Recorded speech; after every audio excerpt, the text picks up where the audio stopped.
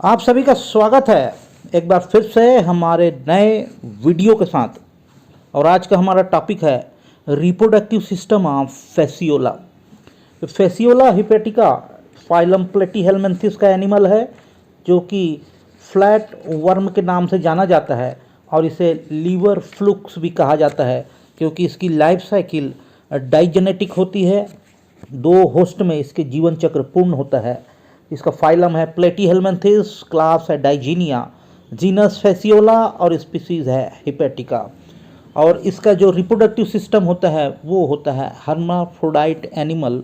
चूँकि यह animal hermaphrodite होता है अर्थात इसमें मेल और फीमेल जो है एक ही जंतु में पाए जाते हैं, इसको बोलते हैं hermaphrodite animal. Both male and female reproductive organs occurs in every individuals adult.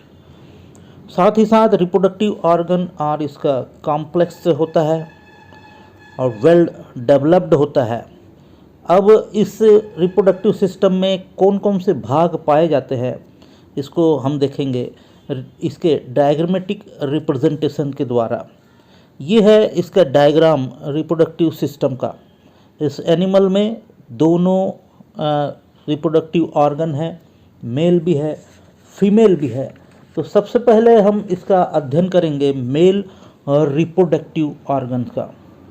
इसके मेल रिप्रोडक्टिव ऑर्गन्स में पाए जाते हैं testis, vas deferentia, seminal vesicle, ejaculatory duct, serous और पेनिस। इतने भाग इसमें पाए जाते हैं। सबसे पहले लेते हैं इसमें एक जोड़ी टेस्टिस पाई जाती है जो कि एंटीरियर और पोस्टीरियर टेस्टिस के रूप में होती है और काफ़ी ब्रांच्ड होती है। तो ये एंटीरियर टेस्टिस है, ये पोस्टीरियर टेस्टिस है और हाईली ब्रांच्ड टेस्टिस होती है। तो जो एंटीरियर टेस्टिस है वो लेफ्ट साइड में होती है और जो पोस्टीरियर टेस्टिस है वो राइट साइड में होती है। और दोनों से एक एक नली निकलती है जिसको कहते हैं वास डिफरेंस। और ये वास डिफरेंसिया आगे जाकर जिसको कि शुक्रवाहक कहते हैं स्पर्म डक्ट कहते हैं। और ये आगे जाकर दोनों वास डिफरेंसिया एस्टेबुलम के पास मिलती है और एक फूल कर संरचना बनाती है जिसे कहा जाता है सेमाइनल वेसिकल। तो ये दोनों वास डिफरेंसिया आपस में जाकर मिल जाती हैं एसिटाबुलम के पास और नाशपाती के आकार की संरचना बनाती है जिसको सेमाइनल वेसिकल कहते हैं। और इसमें स्पर्म एकत्र करने का कार्य होता है, स्पर्म स्टोर होता है सेमाइनल वेसिकल में। फिर ये आगे निकलती है इजेकुलेटरी डक्ट में। जो सेमाइनल वेसिकल है ये आगे खुलती है। इजेकुलेटरी डक्ट में ये सकरी घूमी हुई नलिका होती है। आगे की ओर पेशी और इवर्सिबल कॉपुलेटरी डक्ट होती है जो कि सीरस में प्रवेश करती है। ये जो है सीरस है उसमें प्रवेश करती है। इसके बाद सीरस तथा सीरस शीथ, ये भी मेल रिप्रोडक्टिव ऑर्गन का भाग है। ये कॉपुलेटरी ऑर्गन है जिसमें मजबूत मस्कुलर स्ट्रक्चर पाया जाता है। साथ ही यह नर जनन छिद्र, मेल जेनाइटल एपर्चर और मेल जेनाइटल पोर में आकर ये खुलता है। इसको बोलते हैं कॉमन मेल जेनाइटल एपर्चर, जहाँ पर कॉमन मेल जेनाइटल पार्ट होता है जिसमें कि मेल भी है और फीमेल दोनों आकर एक जगह पर ओपन होते हैं। साथ ही साथ ये प्रोस्टेट ग्लैंड भी मेल रिप्रोडक्टिव ऑर्गन का भाग है जो कि इजेकुलेटरी डक्ट को घेर के रखता है जहाँ पर स्पर्म स्वतंत्र रूप से घूमते हैं। इसके बाद फीमेल रिप्रोडक्टिव ऑर्गन में आप देखेंगे तो पहला भाग होता है ओवरी। जैसा कि टेस्टिस पाई जाती है वैसे ही ओवरी भी ब्रांच्ड होती है, शाखाओं में बटी होती है, लेकिन ये एक पाई जाती है जबकि टेस्टिस 2 पाई जाती है। एक पेयर में पाई जाती है टेस्टिस, लेकिन ओवरी एक पाई जाती है जिसमें अंडों का निर्माण होता है। उसके बाद इसी से आगे निकलती है ओविडक्ट। ये छोटी खोखली नलिका के रूप में होती है, कुंडलित होती है, इसमें अंडे गुजरते हैं।